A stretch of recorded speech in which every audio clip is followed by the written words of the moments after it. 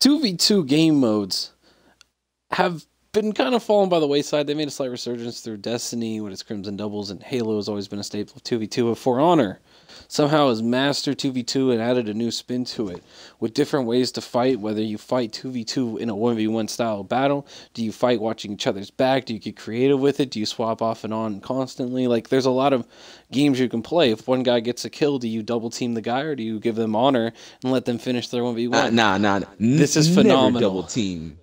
Never double team, man. Have a pair of balls and it's like, yo, finish your fight. I'll just sit here on the sidelines. Man, double team is for pussies. But if y'all want a double team, come catch me and Aaron in 2v2. We'll hit you with the switch strategy. Y'all ain't gonna know what happened. And I just want to say, like, they took an old concept of just simple 2v2 and just because of how the game is designed, it added so much to it and gave it a spin. And that's what makes me very interested in this game, because what it could do with just the 2v2 system. Hell, man, they take a step further. Like, just do 1v1, 2v2, 3v3, 4v4. Like, those 4 game modes, all of those badass. Because each one just keeps getting better. The game has those events teased in the menu. Like, there's events, but you can't play them yet. Like, what does that mean? When I think events, I think of Iron Banner and Trials of Osiris and stuff. So I'll be very interested to see what events they hold in For Honor. Ooh. Like, that's got a lot of potential.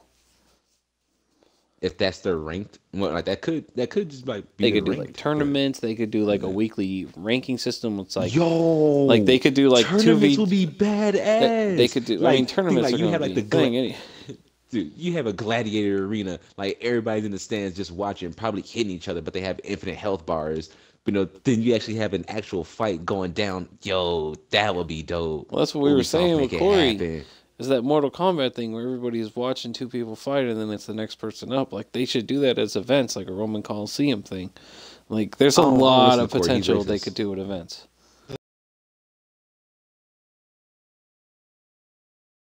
Because the 1v1 skill gap is so good, like games like Halo, and if the game is so, Rainbow is completely built around like the mechanics of the game, like thinking and stuff, but For Honor is completely built around 1v1 combat, and that means the capabilities and potential for the game is endless. Because Halo was kind of more, Halo 3 and 2 were designed more around, I know they were designed like map-wise around teammates, but the 1v1 fights between the BR, like the BR was completely designed around who had more skill. Means you can come up with game modes like Capture the Flag and Invasion all the way up to Reach, and massive game modes like Big Team. For Honor can do something very similar. They can take steps like Corey suggested from Mortal Kombat, or they can take steps from other games to have different, like, just anything they can come up with other than a corny as Domination game mode. I'm pretty to a sure Gears of War they're team gonna add more deathmatch game style. modes. I'm pretty sure there are more game modes. Who knows? Maybe with the open beta, we get to see some of the other ones. Well, that's my point. Is not even just like I hope there's more game modes. There should be, because there's a lot of ideas you can come up with for this stuff. Like this, since you designed around 1v1 combat, there's a lot you can do with this and evolve with it. Yeah. You could do Hell, like I was saying, Hell in the Cell style battles, like from wrestling to Gears of War team style deathmatch. I know they have an elimination game mode. 4v4, like doubles is phenomenal. Like there's a lot they can do, and it's going to make this game very interesting to see what. And that leads to the next point: is endgame content. Do you think they have map voting? Because from map to map to map, the concept of it doesn't really change. It's just new scenery. Well, I mean, like, yes, some maps have. Yes, some maps have more areas where you can kick dudes off or whatever, but when we're playing like the 4v4 domination, I don't really notice a big difference between maps besides there's just the way the flags are designed. 2 or 3, like that one castle map has design. Flags sideways, however the bridge map has them diagonal. Yeah, I don't really notice a difference. Maybe that's because I just enjoy the maps. But they all seem pretty. Yeah, there's not much innovation on the map design. Different feel.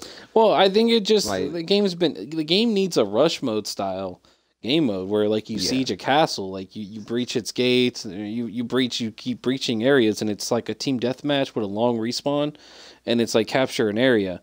It's like Crazy King. Like you got to capture a certain. It's like Invasion from Halo Reach, essentially. Like why isn't that in the game? Like, Yeah. that would be fucking Oh yeah, amazing. like capture it. You Like, gotta because hold it that's the for point of the however 3v3 long. domination mode is to make you feel like you're in a grand battle with all these minions and all this fighting going on. It's like, you'd feel like a grand battle if it was rush mode, because instead of the grand battlefield, you'll have an adrenaline rush feel. So it'll give you a similar feeling. So I'm just surprised they don't have that game mode and they went with a corny domination game mode instead. I mean, we'll see. We'll see what happens. I mean, They could have it up their sleeve to their defense. Be like Orochi, have the kunai up the sleeve, man. Throw it out there. Oh, I also wanted to bring up the major thing that